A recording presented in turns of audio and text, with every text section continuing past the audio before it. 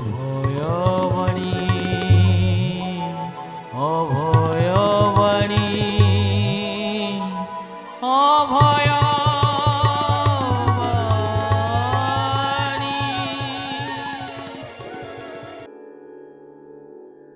ଜୟ ଗୁରୁ ଜୟ ଗୁରୁ ଜୟ ଗୁରୁ। ଶ୍ରୀ ଶ୍ରୀ ଠାକୁର ମହାରାଜଙ୍କର ଅଭୟ ପାଦ ପଦ୍ମରେ ଭକ୍ତିପୂତ ପ୍ରଣତି। ସମସ୍ତ ଗୁରୁ ଭାଇ ମା ଓ ନିଗମ ପ୍ରେମୀ ଶ୍ରୋତାମାନଙ୍କୁ ସମସ୍ତଙ୍କୁ ଜୟ ଗୁରୁ ପ୍ରଣାମ। ଆଜି ଅଭୟବାଣୀର ଅଭୟମୂର୍ଚ୍ଛନା କାର୍ଯ୍ୟକ୍ରମରେ ଶ୍ରୀ ଶ୍ରୀ ଠାକୁର ମହାରାଜଙ୍କର ଶ୍ରୀହସ୍ତ ଲିଖିତ ଅଭୟବାଣୀ ପ୍ରଥମ ଖଣ୍ଡର 26 ନମ୍ବର ବାଣୀ ପାଠ କରାଯାଉଛି। କୃପା ହିଁ ସିଦ୍ଧିର ମୂଳ, ସାଧନ ଭଜନ ନିମିତ୍ତ ମାତ୍ର। ଏ କଥା ଭୁଲ ନା। ସର୍ବଗର୍ବ ପରିତ୍ୟାଗ କରି ମାଟି ହୋଇ ତାଙ୍କ ଚରଣ ଜାବଡ଼ି ଧର। ସେ ଯେ ଅହେତୁକ ଦୟାମୟ, ଯାଚି ଗୁଞ୍ଜି ଜୀବକୁ ଦୟା କରନ୍ତି। ଆଉ ଯିଏ ଚାହେଁ ତାର ଭାଗ୍ୟର ସୀମା ନାହିଁ। ଏହି ବାଣୀ ମାଧ୍ୟମରେ ଠାକୁର ବିଶ୍ୱର ଯେତେ ଜୀବ ଅଛନ୍ତି ବା ଏ ଆମର ମାନବ ସମାଜକୁ ସମସ୍ତଙ୍କୁ ଚେତନା ଦେଇଛନ୍ତି। ସେହି ପୂର୍ବ ଚେତନା ଫେରାଇ ଦେଇଛନ୍ତି, ଯେଉଁଟାକି ଗୌରାଙ୍ଗଦେବ କରିଥିଲେ। ସେ ଚାହୁଁଥିଲେ ସମସ୍ତେ ହରିନାମ ଜପ କରନ୍ତୁ। ଆଉ ଗୌରାଙ୍ଗଦେବ ଯେତେବେଳେ ଆସିଥିଲେ ସେତେବେଳେ କେବଳ ନାମ ସଂକୀର୍ତ୍ତନ ଉପରେ ବହୁତ ଗୁରୁତ୍ୱ ଦେଇଥିଲେ। ଆଉ ସେ କହି ଚାଲିଥିଲେ ଯେ ତୁମେ ସମସ୍ତେ ନାମ କରିଚାଲ, ଏ ନାମ କରୁ କରୁ ଦିନେ ତୁମେ ସେଇ ନାମୀକୁ ପାଇବ। ସେଇ କଥାଟିକି ଠାକୁର ଆଜି ଏ ବାଣୀ ମାଧ୍ୟମରେ କହୁଛନ୍ତି ଯେ ତୁମେ ଯେତେ ସାଧନ ଭଜନ କର, କାହିଁକିନା ଆମର ସାରସ୍ୱତ ଜଗତରେ ବା ଠାକୁରଙ୍କ ଧାରାରେ ବିଭିନ୍ନ ପ୍ରକାର ଭକ୍ତ ଅଛନ୍ତି ବା ସାଧକ ଅଛନ୍ତି। କିଏ ତନ୍ତ୍ର ସାଧନା କରୁଛି, କିଏ ଯୋଗ ସାଧନା ମାଧ୍ୟମରେ ଗୁରୁଙ୍କୁ ପାଇବାକୁ ଚାହୁଁଛି, କିଏ ଜ୍ଞାନ ସାଧନା କରୁଛି। ଠାକୁର ସେ କଥା କହିଲେ ଯେ ନିଜେ ଯେତେ ସାଧନା କର, କିନ୍ତୁ ସବୁବେଳେ ଲକ୍ଷ୍ୟ ରଖିବ ଯେ କୃପା ହିଁ ସିଦ୍ଧିର ମୂଳ। ଯଦି ତାଙ୍କ କୃପା ନ ହେବ ତାହେଲେ ତୁମେ ସିଦ୍ଧି ପାଇପାରିବ ନାହିଁ। ମୂଳ ଜିନିଷଟା ହେଉଛି ସେଇଟାକୁ ଯଦି ତୁମେ ଛାଡ଼ିଦେବ ତାହେଲେ ତୁମେ କିଛି ପାଇପାରିବ ନାହିଁ। ଯେ ନିଜର ଯେଉଁ ଗର୍ବ ଅହଙ୍କାର ମନ ଭିତରେ ଅଛି ଯେ ମୁଁ ସାଧନା କରୁଛି, ମୁଁ ଏଇଟା ନିଶ୍ଚୟ କରିଦେବି, ଏଇ ଯେଉଁ ଭାବନା ଯଦି ମନ ଭିତରେ ରଖିବ ତାହେଲେ ପାଇପାରିବ ନାହିଁ। ସେଥିପାଇଁ ଠାକୁର କହୁଛନ୍ତି ସାଧନ ଭଜନ ନିମିତ୍ତ ମାତ୍ର। ଏ କଥା କେବେ ବି ଭୁଲିବନି। ମୁଖ୍ୟ ହେଉଛି ତାଙ୍କର କୃପା। ସର୍ବଗର୍ବ ପରିତ୍ୟାଗ କରି ମାଟି ହୋଇ ତାଙ୍କ ଚରଣ ଜାବୁଡ଼ି ଧର। ଆମେ ଆଜି ସାରସ୍ୱତ ଜଗତରେ ଶୁଣାଯାଏ ମୁଁ ଅମୁକ ପଦବୀରେ ଅଛି, ମୋ କଥା ସମସ୍ତେ ମାନିବାକୁ ବାଧ୍ୟ, ମୋ କଥା ନ ମାନିଲେ ମୁଁ ଏଇଟା କରିବିନି ସେଇଟା କରିବିନି, ଏମିତି କରିଦେବି ସେମିତି କରିଦେବି। ଏଇ ଯେଉଁ ଭାବନା, ସେଠି ଆମର ଗର୍ବ ତ୍ୟାଗ ହେଲାନି, ଗର୍ବ ବଢ଼ିଲା। ତେଣୁ ଠାକୁର କହୁଛନ୍ତି ତମମାନେ ସେ ଗର୍ବଟାକୁ ତ୍ୟାଗ କର। ଯେ ମୁଁ ଗୋଟେ ଠାକୁର ମୋତେ ଗୋଟେ ପଦବୀ ଦେଇଛନ୍ତି ବା ଗୋଟେ ଦାୟିତ୍ୱ ଦେଇଛନ୍ତି। ପଦବୀ ନୁହେଁ ତ, ସେଇଟା ଗୋଟେ ଦାୟିତ୍ୱ। ତେଣୁ ମୁଁ ହେଉଛି ସେବକ। ତେଣୁ ମୋର ଯେତେ ଗର୍ବ ଅଛି ବା ମୋ ଭିତରେ ଯେତେ ଅହଙ୍କାର ଅଛି ତାକୁ ମୁଁ ତ୍ୟାଗ କରିକିରି ମାଟି ହୋଇକି ତାଙ୍କ ଚରଣରେ ପଡ଼ି ରହିବି। ମାନେ ତାଙ୍କର ସେବା କରି ଚାଲିବି, ସମସ୍ତଙ୍କୁ ନରନାରାୟଣ ଜ୍ଞାନରେ ଦେଖିବି, ସମସ୍ତଙ୍କ ପ୍ରତି ଭାତୃଭାବ ପ୍ରତିଷ୍ଠିତ କରି ମନ ଭିତରେ ସମସ୍ତଙ୍କର ସେବା କରିବି, ସମସ୍ତଙ୍କୁ ନରନାରାୟଣ ଜ୍ଞାନରେ କାର୍ଯ୍ୟ କରିବି। ତେଣୁ ଏଇ କଥା ଯଦି ଆମେ କରିଚାଲିବା ତାହେଲେ ଆମ ଜୀବନରେ ପରିବର୍ତ୍ତନ ହେବ। ମୁଁ ଜଣେ କୋଟିପତି ଲୋକ, ମୋର ଏତେ ବ୍ୟାଙ୍କ ବାଲାନ୍ସ ଅଛି, ମୁଁ ଏତେ ଲୋକଙ୍କୁ ମୋ ହାତରେ, ମୁଁ ଏଇନା ଡାକିଦେଲେ 50 ଜଣ ଲୋକ ଠିଆ ହେଇଯିବେ। ଏଇ ଯେଉଁ ଭାବନା ଆମ ଭିତରେ ସବୁ ଅଛି, ୟାକୁ ଆମକୁ ତ୍ୟାଗ କରିବାକୁ ପଡ଼ିବ। ଆମେ ଯେହେତୁ ଆଧ୍ୟାତ୍ମିକ ଜଗତକୁ ଆସୁଛେ ବା ଠାକୁରଙ୍କ ପାଖକୁ ଆସିଛେ, ସେଇ କଥାଟାକୁ ଆମ ମନ ଭିତରୁ ବାହାର କରିଦେବାକୁ ପଡ଼ିବ। ଆଉ ଆମକୁ ଚିନ୍ତା ସବୁବେଳେ ସେଇ ନାମ ଜପ ଭିତରେ ବୁଡ଼ି ରହିବାକୁ ପଡ଼ିବ। ଠାକୁର କହୁଛନ୍ତି ଯେ ଭଗବାନ ଏତେ ଦୟାମୟ ଯେ ସେ ଜୀବକୁ ଯାଚି ଗୁଞ୍ଜି ଦୟା କରନ୍ତି।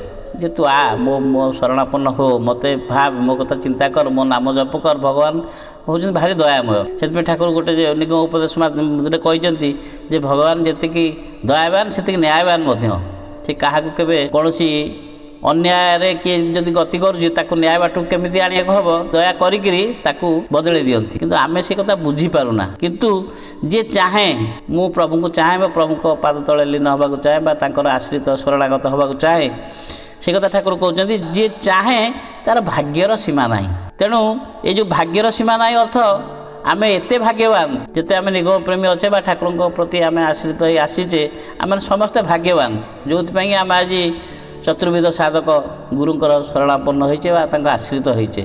ତେଣୁ ଏଇ ହୋଇସାରିଲା ପରେ ତଥାପି ବି ଆମ ଭିତରେ କିଛି ନା କିଛି ଅହଙ୍ଗ ଅଭିମାନ ରହୁଛି, ଯେଉଁଟାକି ଆମର ସେଇଟା ହେଉଛି କ'ଣ ଜନ୍ମଗତ ସଂସ୍କାର।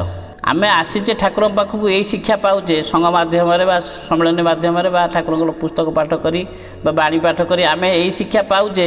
ଯେଉଁ ଶିକ୍ଷା ମାଧ୍ୟମରେ ଆମର ଯେଉଁ ଜନ୍ମଗତ ସଂସ୍କାର ଅଛି, ଆମ ଭିତରେ ଯେଉଁ ଅହଙ୍ଗ ଅଭିମାନ ଅଛି ତାକୁ ଦୂର କରିବା। ଆଉ ତାକୁ ଯଦି ଆମେ ଦୂର ନ କରିପାରିଲେ ଆମର ଜୀବନ ସାର୍ଥକ ହେବ ନାହିଁ ବା ଗୁରୁଙ୍କ ଆଶ୍ରିତ ହେଲା ପରେ ବି ଆମେ କିଛି ଅଧିକା ଲାଭ ପାଇପାରିବା ନାହିଁ। ପୁଣି ଯେଉଁ ପୁନରପି ଜନନମ୍ ପୁନରପି ମରଣମ୍ ପୁନରପି ମାତୃ ଗର୍ଭରେ ପୁଣି ଆମେ ଆସିବା, ପୁଣି ଆସି ସଂସାର ଭିତରେ ଏଇ ଯେଉଁ ଲୀଳା ସାଂସାରିକ ଲୀଳା ଭିତରେ ଘାଣ୍ଟି ଚକଟି ହେବା, ଏଇ ନର୍କ ଯନ୍ତ୍ରଣା ମଧ୍ୟ ଭୋଗ କରିବାକୁ ପଡ଼ିବ। ଯଦି ଗୋଟେ ମଣିଷର ଜୀବନକୁ ବିଚାର କରାଯାଏ ଜନ୍ମଠାରୁ ମୃତ୍ୟୁ ପର୍ଯ୍ୟନ୍ତ କେତେ କେତେ ସୋପାନ ଦେଇକି ଯାଉଛି ମଣିଷ।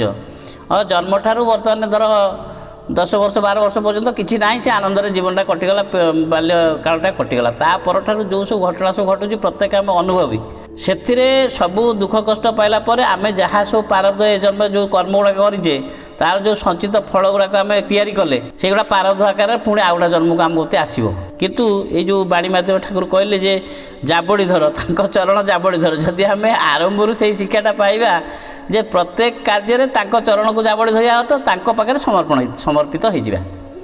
ଯେ ପ୍ରଭୁ ଆଜି ଦୈନନ୍ଦିନ ଜୀବନର କାର୍ଯ୍ୟ, ପ୍ରଭୁ ଆଜି ମୋର ଏଇ କାର୍ଯ୍ୟଟି କରିଛି, ଆଜି ଏଇ କାର୍ଯ୍ୟଟା କରିବା ଅଛି, କାଲି ପୁଅ ବାହାଘର କରିବି, କାଲି ଝିଅ ବାହାଘର କରିବି, କାଲି ମୋର ପିଲାକୁ ପାଠ ପଢ଼େଇବି, କାଲି ବାପାଙ୍କର ସେବା କରିବି, କି ବାପାଙ୍କର ଅସୁବିଧା ହୋଇଯାଏ ତାଙ୍କୁ ମେଡ଼ିକାଲ ନେବି, ଯାହା କରିବି ସବୁ ତାଙ୍କରି ପାଦରେ ସମର୍ପଣ କରିଦେବି। ଯାହା ଫଳ ବି ହେବ ପ୍ରଭୁ ଆପଣଙ୍କ ଇଚ୍ଛାରେ ଯାହା ହେବାର ଅଛି ହେଉ, ଭଲ ହେଲେ ଆପଣ, ମନ୍ଦ ହେଲେ ବି ଆପଣ। ଯଦି ଏଇ କଥାଟା ଆମେ କରିପାରିବା, ଏଇ ଜାବଡ଼ି ଧରିବାର ଅର୍ଥ ହେଉଛି ଏହା ଯେ ପ୍ରତ୍ୟେକ ସ୍ତରରେ ମଣିଷ ପ୍ରତ୍ୟେକ ତା ଜୀବନର ପ୍ରତି କ୍ଷେତ୍ରରେ ପ୍ରତି ମୁହୂର୍ତ୍ତରେ ବି କହିଲେ ଅତ୍ୟୁକ୍ତି ହେବନି, ପ୍ରତି ମୁହୂର୍ତ୍ତରେ ଯଦି ଆମେ ତାଙ୍କ ନାମକୁ ମନେ ରଖିବା ବା ତାଙ୍କ କଥାକୁ ମନେ ପକାଇବା, ଆଉ ତାଙ୍କୁ ଆମ ଘରର ବା ନିଜର ମୁଖ୍ୟ ବୋଲି କର୍ମକର୍ତ୍ତା ବୋଲି ମନେ କରିକିରି ଯନ୍ତ୍ର, ସିଏ ମୁଁ ହେଉଛି ଯନ୍ତ୍ର, ସିଏ ହେଉଛନ୍ତି ମୋର ଯନ୍ତ୍ରୀ। ତେଣୁ ଯେମିତି ଗାଡ଼ିଟେ ଡ୍ରାଇଭର ବସିଥିଲେ ସେ ତାର ଡ୍ରାଇଭର ଯୁଆଡ଼େ ଚଳେଇବ, ଆମେ ଯିବାକୁ ସିଆଡ଼େ ଗାଡ଼ିରେ ଯେଉଁମାନେ ବସିଛେ ଯିବାକୁ ବାଧ୍ୟ। ସେମିତି ଆମେ ଯଦି ଆମର ଯେଉଁ ମନର ଯନ୍ତ୍ରଟାକୁ ବା ମନର ଯାନଟାକୁ ଆମେ ତାଙ୍କ ପାଦରେ ସମର୍ପି ଦେବା, ସିଏ ଯନ୍ତ୍ରୀ ହିସାବରେ ଆମକୁ ନିଶ୍ଚୟ ପରିଚାଳିତ କରିବେ। ଆଉ ଏହା ମଧ୍ୟ ଅନୁଭବ, ଏହା ମଧ୍ୟ ଯିଏ ଅନୁଭବ କରିଛନ୍ତି ସେ ଏ କଥାଟାକୁ ସାଙ୍ଗେ ସାଙ୍ଗେ ଗ୍ରହଣ କରିନେବେ, କାରଣ ଏଇଟା ଅନୁଭବ ଛଡ଼ା ଆଉ କିଛି ମାନେ କହିହେବନି ଏ ବିଷୟରେ। କେବଳ ଏଇଟା ହେଉଛି ଅନୁଭବର ଜିନିଷ। ଯିଏ ଅନୁଭବ କରିଛି ସେ ଜାଣିଛି ଯେ ଏଇ କଥାଟା କେତେ ଦୂର ସତ୍ୟ। ଆଉ ସେଇଟା ଯେଉଁ ଗୋଟେ ଠାକୁର କହିଲେ ଆ ପୂର୍ବରୁ କହିଛନ୍ତି ଯେଉଁ ବାଣୀ ମାଧ୍ୟମରେ, ଯେଟା ତୁମେ ଦିନେ ନା ଦିନେ ଏ କଥା ନିଶ୍ଚୟ ଅନୁଭବ କରିବ, ଆଉ ସମସ୍ତେ ଅନୁଭବ କରିବେ। କେବଳ ପାତ୍ର, ଆମ ପାତ୍ର ଭିତରେ ପାର୍ଥକ୍ୟ ଅଛି। ଯେମିତି ବର୍ଷା ହେଲାବେଳେ ଯିଏ ବାହାରେ ଠିଆ ହେଉଛି ସେ ଓଦା ହେଉଛି, ଯିଏ ବାଲ୍ଟିଟେ ଧରି ଠିଆ ହେଇଛି ବାଲ୍ଟିଏ ପାଣି ଆଣୁଛି, ଯିଏ ଗିନାଟେ ଧରିଛି ଗିନା ପାଣି ଆଣୁଛି, ଗ୍ଲାସ୍ ଧରିଛି ଗ୍ଲାସ୍ ପାଣି। ଆମ ଶରୀରର ଜିନିଷଟା ହେଉଛି ସେୟା, ଆମର ପାତ୍ର ହେଉଛି ସେୟା। ଆମେ କେତେ ତାଙ୍କ ପ୍ରତି ମନୋଯୋଗ ହେଇପାରୁଛେ ବା ତାଙ୍କୁ କେତେ ଆମେ ମନଟା ଦେଇପାରିଛେ, ସେଇ ଅନୁସାରେ ଆମେ ସେ ଫଳଟା ପାଉଛେ ବା କୃପାଟା ପାଉଛେ। କିନ୍ତୁ ଠାକୁର ଗ୍ୟାରେଣ୍ଟି ଦେଇ କହିଛନ୍ତି ବା ନିର୍ଭର ଦେଇ କହିଛନ୍ତି ଯେ ନିଶ୍ଚୟ ସମସ୍ତେ ପାଇବ, ଏ କଥା କେବେ ଅକଥା ହେବନି ବା ଗୁରୁବାକ୍ୟ କେବେ ଭୁଲ ହେବନି, ଏଇଟା ନିଶ୍ଚୟ ସତ୍ୟ। କିନ୍ତୁ ଆମେ ସେଇଥିପାଇଁ ଠାକୁର କହିଲେ ପୂର୍ବବାଣୀରେ କହିଲେ ଯେ ଏଇ ଯେଉଁ ଅହେତୁକ କୃପା ପାଉଛ ମଝିରେ ମଝିରେ, ସେଇଟା ଗୁରୁଙ୍କର କୃପା। ଆଉ ସେଇ ଯେଉଁ କୃପାକୁ ଆମେ ଆକର୍ଷଣ କରିବା ପାଇଁ ହେଲେ ଆମକୁ କ'ଣ କରିବାକୁ ପଡ଼ିବ ନା ସର୍ବଗର୍ବ ପରିତ୍ୟାଗ କରି ମାଟି ହୋଇ ତାଙ୍କ ଚରଣରେ ଆମକୁ ପଡ଼ି ରହିବାକୁ ପଡ଼ିବ। ମୁଁ ଯାହା ଅନୁଭବ କରେ ଏଇଭଳି ବୋଧେ ଜଣେ ଭକ୍ତ ବ୍ୟସ୍ତ ହୋଇ ବୋଧେ ଠାକୁରଙ୍କୁ ଜଣାଇଛନ୍ତି ତାଙ୍କର ମନର ଭାବନା, ଯେଉଁଥିପାଇଁ ଠାକୁର କହିଛନ୍ତି ଯେ ତୁମମାନେ ବ୍ୟସ୍ତ ହୁଅନି, ଯେଉଁ ସାଧନ ଭୋଜନର କିଛି ଯଦି ଫଳ ନ ପାଉଛ ତାହେଲେ ଏଇ କଥାଟିରେ ଭାବିନିଅ ଯେ ହେଉଛି ଗୁରୁଙ୍କ କୃପା ହେଲେ ତା ନିଶ୍ଚୟ ତୁମେ ପାଇବ। କିନ୍ତୁ ତୁମର କାର୍ଯ୍ୟ ହେଲା ତୁମେ ସର୍ବଗର୍ବ ପରିତ୍ୟାଗ କରି ତାଙ୍କ ଚରଣରେ ସବୁ ତୁମର ମନୋଭାବଟା ତାଙ୍କୁ ଜଣାଇ ଦିଅ। ଜାବୁଡ଼ି ଧର ମାନେ ତାଙ୍କୁ ସବୁ ଜଣାଇ ଦିଅ, ସେ ନିଶ୍ଚୟ ତୁମକୁ ଦୟା କରିବେ ଆଉ ସେ ନିଶ୍ଚୟ କୃପା କରିବେ। ଏଇ ବାଣୀ ମାଧ୍ୟମରୁ ଏହା ଅନୁଭବ ହୁଏ। ଆସନ୍ତୁ ସମସ୍ତେ ଆମେ ଆଶା କରିବା ସେଇ ଠାକୁରଙ୍କର ଯେଉଁ କୃପା, ସେଇ କୃପା ଆକର୍ଷଣ ପାଇଁ ଆମେ ନିଜକୁ ପ୍ରସ୍ତୁତ କରିବା। ଆଉ କ୍ଷେତ୍ର ପ୍ରସ୍ତୁତ ନହେଲେ କେମିତି କ'ଣ ହେବ? ଯଦି ଗୋଟେ ପଥର ଉପରେ ଆମେ ମଞ୍ଜି ବୁଣିଦେବା ସେଠି କ'ଣ ଗଛ ଉଠିବ ନା ଫଳ ଫଳିବ? ତେଣୁ ଚାଷଟେ କରି ମାନେ କୌଣସି କ୍ଷେତ ଶାଗ ସାଧାରଣ ଭାବରେ ଯଦି ଖଣ୍ଡେ ଶାଗ ଟିକେ ବୁଣିବାକୁ ହୁଏ ତାହେଲେ ସେ ମାଟିକି ହାଣିବାକୁ ପଡ଼ିବ, ଗୁଣ୍ଡ କରିବାକୁ ପଡ଼ିବ, ତାପରେ ଶାଗ ବୁଣିବାକୁ ପଡ଼ିବ, ପାଣି ଦେବାକୁ ପଡ଼ିବ, ତାକୁ ତାର ବ୍ୟବସ୍ଥା ହିଁ କରିବାକୁ ପଡ଼ିବ। ସେମିତି ଆମେ ଯେମିତି ଠାକୁରଙ୍କ ଉପଯୋଗୀ ହୋଇପାରିବା, ଠାକୁରଙ୍କ ମନମତ ହୋଇପାରିବା, ତାଙ୍କୁ ଖୁସି କଲା ଭଳି ଆମେ ନିଜକୁ ପ୍ରସ୍ତୁତ କରିପାରିବା, ସେଭଳି କ୍ଷେତ୍ର ପ୍ରସ୍ତୁତିର ଆବଶ୍ୟକତା ଅଛି। ବାରମ୍ବାର ସେଇ ଗୋଟିଏ କଥା ଆମେ ମନେ ରଖିବା ଯେ ଆମ କ୍ଷେତ୍ରକୁ ଆମେ ଏମିତି ପ୍ରସ୍ତୁତ କରିବା ବା ଆମ ମନକୁ ଆମେ ଏମିତି ପ୍ରସ୍ତୁତ କରି ରଖିବା ଯେମିତି ସବୁବେଳେ ମନଟା ଯେତେ ଉଦ୍ବିଗ୍ନରେ ଥାଉ ବା ସୁଖରେ ଥାଉ ବା ଦୁଃଖରେ ଥାଉ ସବୁବେଳେ ଗୁରୁଚରଣରେ ମନଟା ଯାଇକିରି ପହଞ୍ଚି ଯାଉଥିବ।